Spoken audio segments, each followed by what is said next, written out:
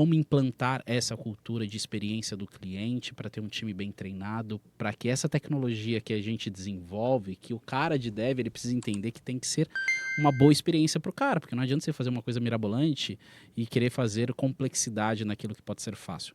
Como transmitir isso, como fazer e vai criando várias coisas aqui. Eu vou falar de uma experiência mais recente que foi até um papo que eu estava tendo com uma pessoa sobre a diferença entre pensar na experiência do cliente como uma vertical e pensar nela como uma horizontal.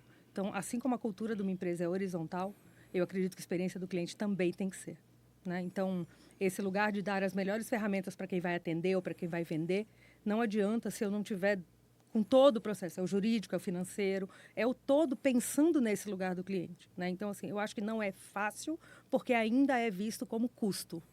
Mas quando a gente consegue fazer um estudo, e tem vários materiais que mostram que a satisfação do cliente está ligada completamente à melhoria da receita, à melhoria do NPS, que seja, aí a gente começa a mudar esse jogo, né? É fato que não é fácil. Eu acho que é esse lugar, principalmente quando a gente fala de treinamento, e olhando agora mais ainda com IA, com todas essas ferramentas que apoiam, eu acho que está muito mais no lugar de realmente acreditar que aquilo é um ganho do que efetivamente o processo ou o treinamento. Esse lugar eu acho que está ficando mais fácil. Mas a gente tem que ter a sementinha lá atrás de dizer, o processo tem que ser escrito pensando no cliente. Não é o processo escrito pensando no produto. E aí, quando chega no cliente, eu vou descobrir o que era bom ou ruim para ele. Então, temos que ouvir o cliente. Eu acho que os nossos funcionários, os nossos times, são peças essenciais nessa escuta também, porque eles normalmente, né, se a gente pensar na experiência do cliente, eles estão com o nosso cliente. E aí, uma outra pitada de pimenta é dados, né? Eu acho que ainda se usa muito pouco dado, de forma geral, para tomada de decisão. E aí, quando a gente fala de dado, eu não estou falando só de dado quantitativo, mas é o quant e o quali juntos. Boa, você falou um pouco sobre horizontal, e a gente hoje, no nosso país, no Brasil, enfim, a gente tem dois formatos, alguns formatos de estrutura de empresa. Uns muito mais matricial, com um organograma muito mais com CEO, diretorias e cada um pensando, né, nas suas caixinhas, e tem alguns formatos, principalmente algumas empresas que conseguem fazer, que não são todas, trabalham em formato de squad. Quando a gente fala um pouco na horizontalidade, a gente pensa muito no CX ou no CS, que seja, CX, vamos falar de experiência do cliente, ele trabalhando num formato de horizontalidade, mas muito dentro da squad, e isso ele funciona porque ele está dentro daquela caixinha, ele consegue trazer isso. No matricial, a gente vê isso como uma vertical.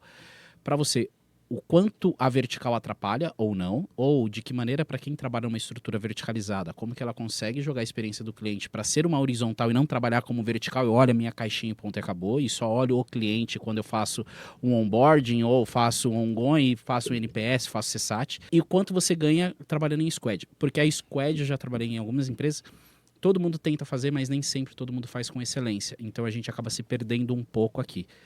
Como fazer nos dois formatos e qual formato você já teve melhor experiência? Eu, particularmente, falando de experiência do cliente, CX e CS, não trabalhei num formato de squads, diga-se.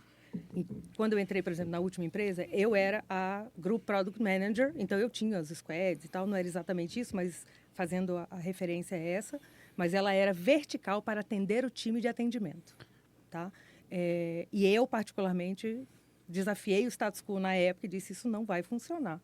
Mas por esse motivo, não é que eu tinha pessoas de CX ou CS dentro de squad de produto, tá? E aí, naquele momento, foi quando eu tive o... Sabe aquele negócio, cuidado com o que você pede? Tá bom, você não acredita nisso? Então, monta aí o que você acha que você acredita. Então, assim, a gente continuou... Eu fui para a área de negócio, tá? Então, eu fui junto com a área de negócio, de experiência do cliente, de atendimento. E eu tinha um time como se fosse um produto, mas um produto interno. Porque uma coisa é você construir o teu produto para o cliente final e muitas vezes o atendimento e outras áreas, o jurídico, você estava falando de produtos internos da companhia. E aí o que a gente fez ali foi esse lugar de continuar tendo esse lugar vertical, em que você está pensando sim na experiência do teu atendente, da tua ouvidoria, alguma coisa assim, mas também conseguindo, e aí eu acho que aqui tem uma coisa importante que é o sponsorship. Para mudar uma cultura, normalmente não adianta só ser de baixo para cima. Então, nesse momento, eu tinha o CTO da empresa, que também era um deles, um dos owners, dizendo, não, gente, a gente precisa pensar nessa coisa mais horizontal.